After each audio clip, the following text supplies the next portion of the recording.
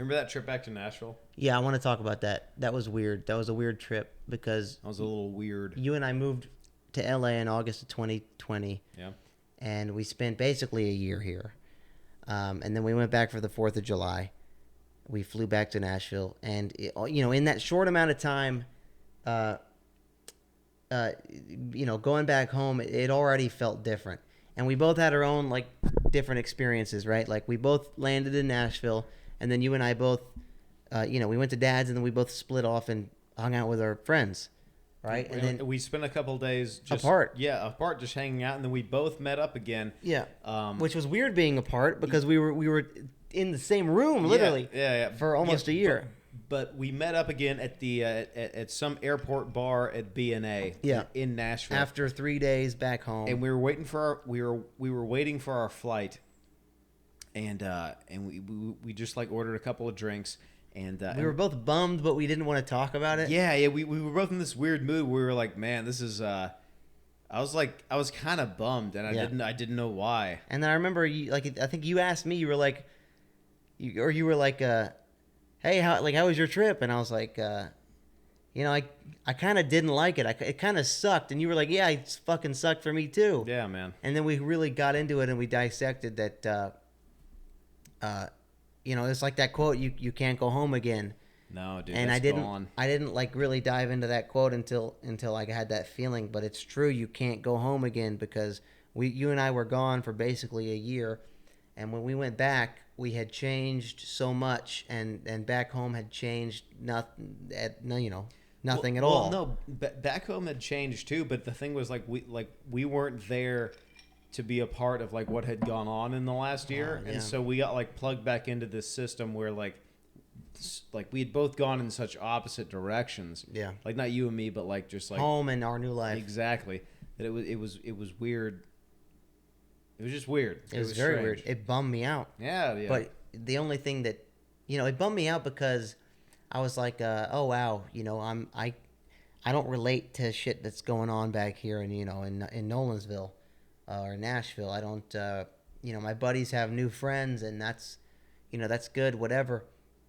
And that, it felt weird to go back there. I felt like I didn't fit in. But what a better feeling was sitting in that airport. I was like, oh my God, I cannot wait to get back to LA. Yeah, dude, I love having LA in my back pocket. I couldn't wait. I was thinking, I was like, my buddies, they're doing their thing in Nashville, but I cannot wait to get back to LA because that's where I feel normal now. Yeah, I feel at home here. Yeah, LA feels like home. I went through that literally yesterday on my way home from work. A buddy of mine gave me a phone call on my drive home, and we were just shooting the shit, just catching up, and he was telling me about how some bullshit happened. Some of the guys don't talk to some other the guys anymore, and I was just like, I was like, dude, I'm so glad that I'm not there to be in the middle of that. I can just hey, no one tells me shit, dude. I'm out here doing my own thing. Yeah, that's the same. No one tells me shit, man. I'm in the same situation, dude. Nobody tells me shit. Yeah. No one keeps me in the loop, and honestly, I stay out of the loop until I get a phone call and they go, yeah, this is going on, and I go, oh, that's fucking crazy, man. Yeah, that's wild. Hey, my phone's always open. If you want to talk, give me a call. I don't give a fuck. Give me a call. I'm out here. I'm doing my thing. I'm out of it, dude. Yeah. Leave me alone, but don't. It's leave me out of it, but I'm here for the for the people who know. People who know I'm here, and yeah, that was a weird feeling going back home for the first time. Because there's nothing that I expected. I thought it would be just picking up where you left off. Same. I thought it would be a fucking party. I thought I'd go back home and it would just be a fucking party. Yeah, but it's not, because I changed so much in a year just out here. Yeah. With 6 months of basically you can't go anywhere, LA lockdown. Yeah. And then the other half was kind of normal LA, and then just what that did to you as a person, and how you had to change to adapt to it, and just to survive. And then even in the later part of it, starting to go into open mics again, and actually doing what we came out here to do.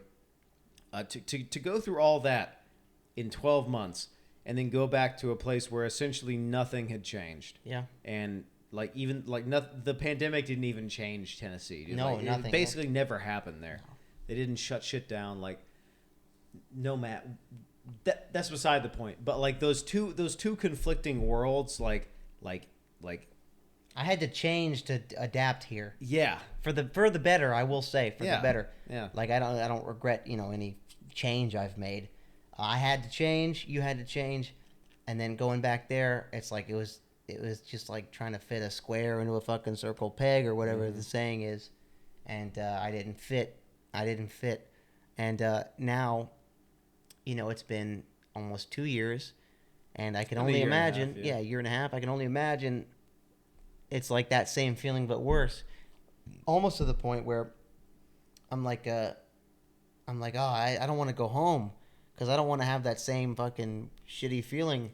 I love it here. I'm having so much fun here in LA. LA's so fun, man. I'm having so much fun. More fun than I've ever had in Nashville, ever. It's one of the most unique places that I've ever been in my whole life. Like, my buddies back home, they'll ask me all the time, like, oh, dude, hey, like, how you like in LA? What's it like to live here? It's honestly, I couldn't tell you unless you came out here. You can't explain it. It's so big and quick and unique. Also, you have to have a reason. Not quick if you're on the freeway. Yeah, but also you have to have a reason to be here. Dude, that's the biggest point. I couldn't imagine dude, why would you live in a place like New York or LA if you were just like, hey, I'm gonna like start a law firm? It's what? No. You could do that anywhere where it's cheap as shit to live. That's the biggest part of it is like I love it here because I'm doing what I want here. Yeah, and it's fun. I can't do that anywhere else but Los Angeles. It's so fun, dude. There's one club and there's Zanies in Nashville. And that's like the club. And then when you get to open mics, there's like 6. Yeah, maybe 6. 5, maybe 6. Dude, you get out here. Dude, you've got first off, you've got like the crown jewel of West Coast comedy, within like 4 blocks of each other. Yep. And then on top of that, you have upwards of like 100 open mics that you could go to any hour of any day of the week. It's like a comics playground. And like you could go to an open mic here in LA at fucking 11 in the morning. Yeah. It doesn't matter. And there'll be people there. It's like Nashville would be great if I fucking played guitar and sang country music, but I don't, and nobody I know doesn't. So it's like we were only there because that's where we were fucking raised. That's where I was born. And I am having more fun out here in LA. Dude, I'm having a ball, than I've ever had. It's like, dude, life's a party out here, man. It is. Dude, don't get me wrong. It's a lot of work. Oh, it's a lot of work. I've worked the hardest I've ever worked my whole life in this past year and a half. But like you need the day job. You need to find the right apartment. You need to set your life up in a certain way where the money works. But like once all the hard work is done and you get in a groove like we've been getting into in the last couple of months, it's fun, dude. It's so fun, dude. So much fun. Looking forward to the next mic. Looking forward to the next podcast. The next video, setting it all up. It's I've had the most fun I've ever had in my life in the past year and a half living here. I've accomplished the most work I've ever done. Yeah. Living here, I've learned more about myself, living here, and that's all in the past year and a half. I've done more of anything than I've ever done in my whole life in the past year and a half, and I'm so fucking happy and I'm so excited. And it's paying off. It's paying off. You can see it in the videos and the podcasts and the stand-up, and a lot of the shit we don't show on camera. It's paying off, and I fucking love it, dude. And, there were some times right when we moved here where I thought back and I was like, maybe I made the wrong decision. I'm going to be a homeless idiot. Yep. I wanted to tell jokes. Now I'm going to be a loser. Yep. I've made the biggest mistake of my life. I've had all those thoughts. Yeah, and now I don't... I realize that those thoughts are wrong.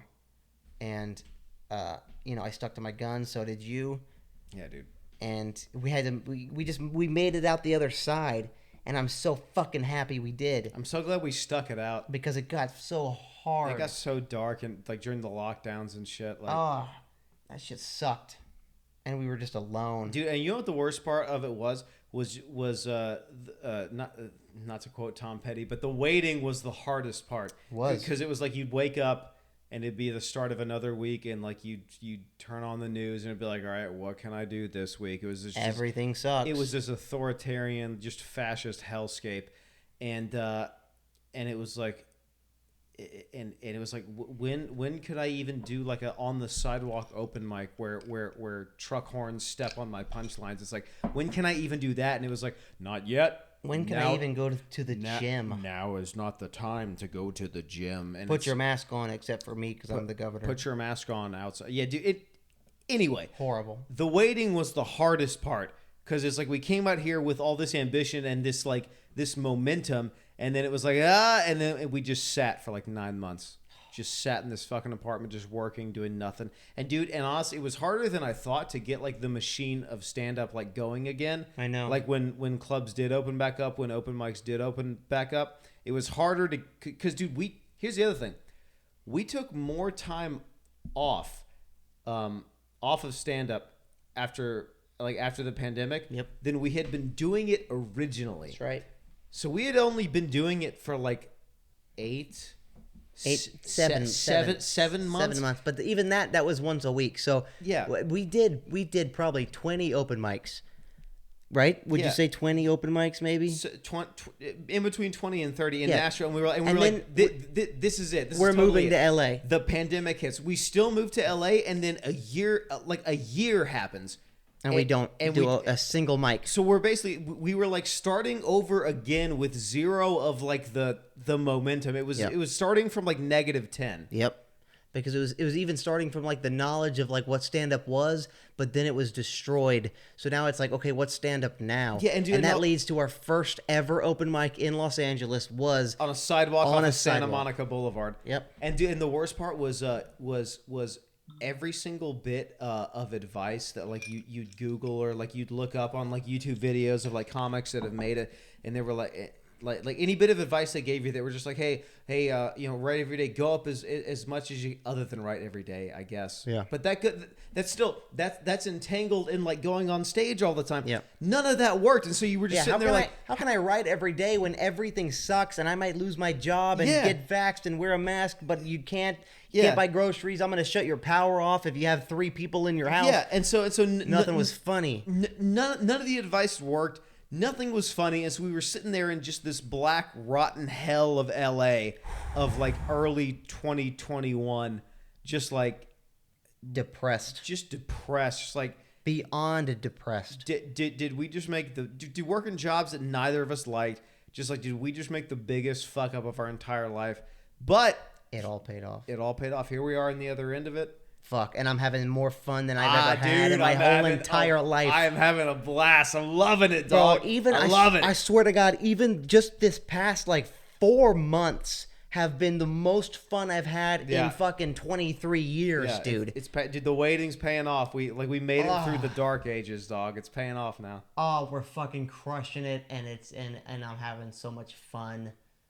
And LA's back, baby. LA is back, baby. LA won the Super Bowl, LA baby. won the fucking Super Bowl, dude. LA's back. We're back. Stand-up's back. We're getting rid of these masks. Yeah, dude. I'm having a blast out here, yeah, man. Dude, so am I. I think it's a good place to end. I love LA.